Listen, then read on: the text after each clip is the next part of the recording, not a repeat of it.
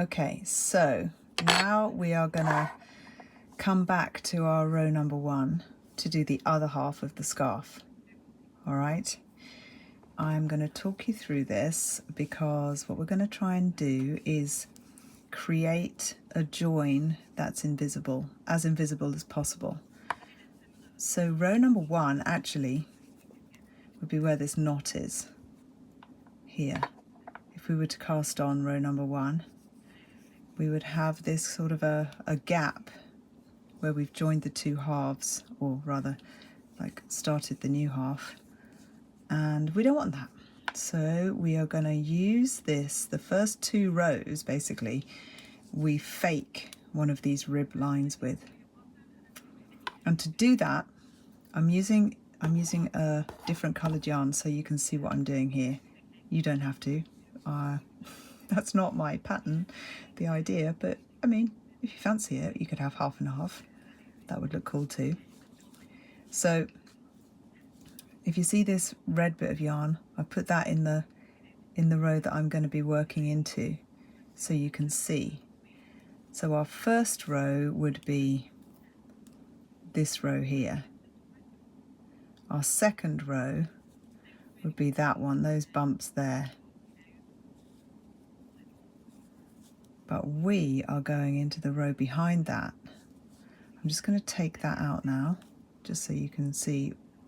To find that first stitch, again, counting really helps. So we could count back from 1, 2, 3, 4, 5, 6, 7, 8, 9, 10, 11, 12. That one there. So let's go in here, cast on, and we're just gonna loop through as our first stitch, and then the next one is here, and slip through, sorry, making it look hard. Next one, number 3, so we're just going to count 12 across to the end there. Why is it so hard? Oh, because I've got 2 bits there. I think I've got the wrong thickness of yarn, because I just wanted to get like something, a different colour, so that you could see where the stitches go in. But it's too thick. This is like DK, I think.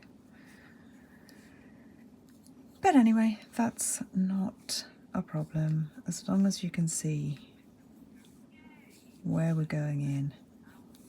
It is worth taking your time to get this one right. So I'm not going in that very last one in there. I'm going to go into the end, you know, that cross post bit, and then chain 1, and I'm going to count to check. 1, 2, 3, 4, 5, 6, 7, 8, 9, 10, 11, 12. And we turn, going in the 12. And what we're going to do is 100 lines this way. I will not film myself crocheting 100 lines of this because my phone might just like explode. Or rather, my storage will die. And I'll just do a couple more.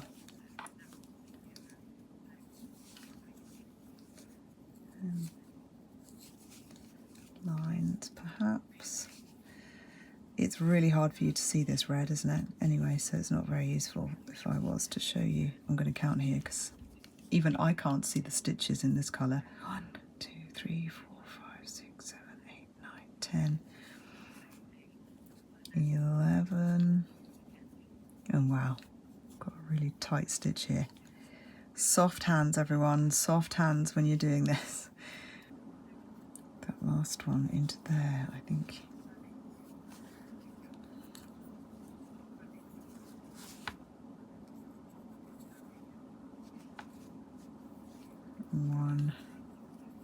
Do one more line,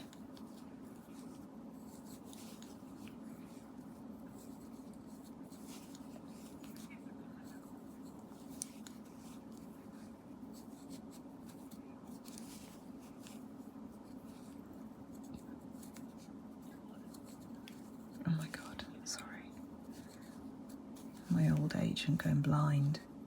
Cannot see much at all with this red colour.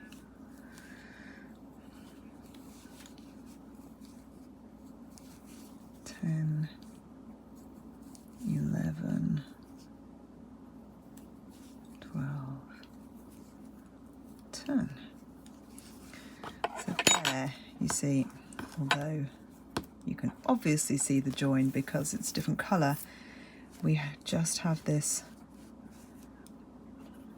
slightly on the other side. You'll see there's going to be this line of post there, but it's virtually invisible. And so carry on for 100 lines, rows, and then we'll go back to doing the decrease section, and then at the very end we will have we'll start in the middle and we'll do a row all the way around the outside just to tidy it all up and to do some chaining on the end here to give it a nice point.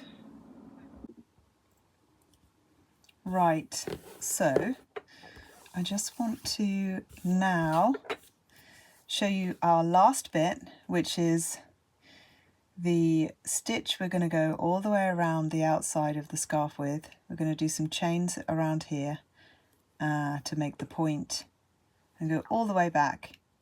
What we do is we start in the middle. So for progress's sake, I'm still working on these little samples, but let's pretend that there's lots of scarf back here, and we're going to start at that point where we began the second half. So back at that first row, we are going to cast on there.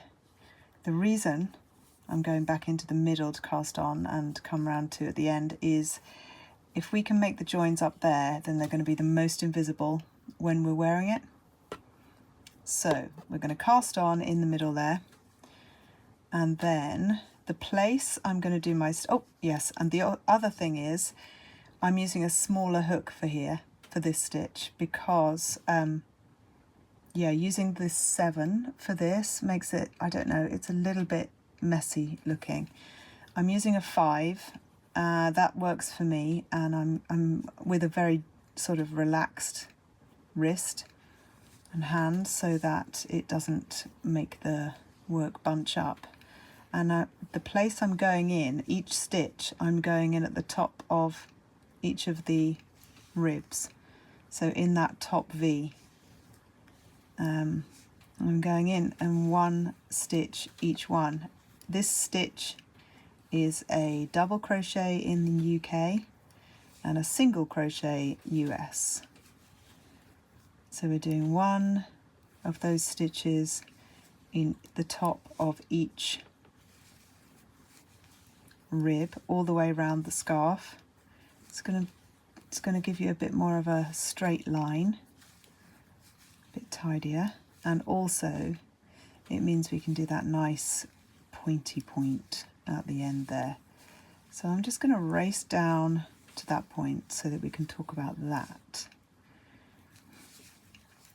When you get to the points where it's a little bit thinner, take your time to find the right place to do your stitch. It gets a little bit harder to find the spot. Make sure you keep a nice relaxed hand to do it too, otherwise you're going to get really tight stitches and it's going to stop this lovely like stretchiness. We don't want to lose that. We just want to tidy up the edge.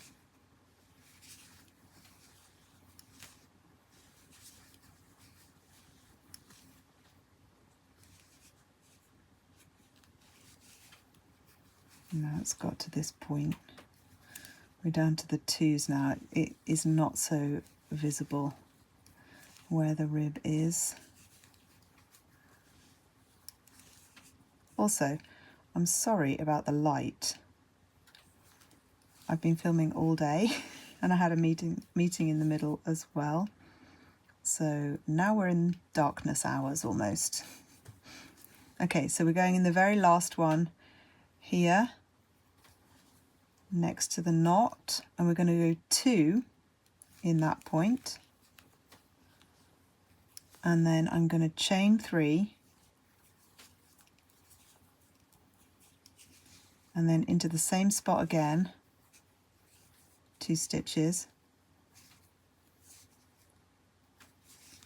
and also we've got the knot and the tail. We crochet over the top of them so that we don't need to sew them in later. Okay, I'm not going to be too worried about where I go in here because this is kind of, as you can see, just a bit of a mess. I don't know where the rib is. I'm just going to make sure that this row is nice and tidy and going in where I think the rib is. I think I was right actually.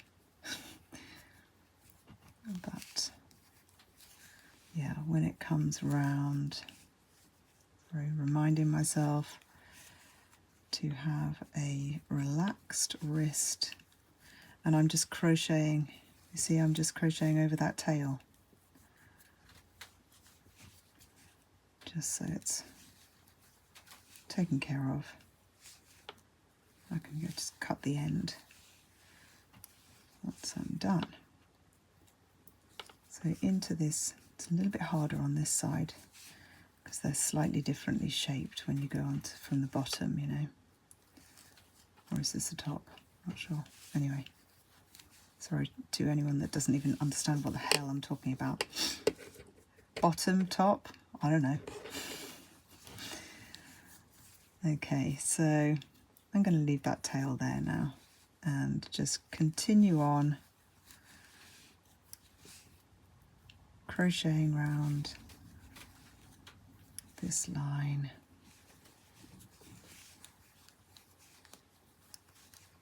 And if you imagine you're going to continue like all the way along the long end where we've got the middle of the scarf, all the way around the other end, do exactly the same, all the way down to the bottom of the tip, and then 2 stitches, 3 chain, 2 stitches, and then off you go up the other side. And then when you get back to the middle, back to where you started this line, you just chain onto that first stitch, slip stitch onto that first stitch and cast off.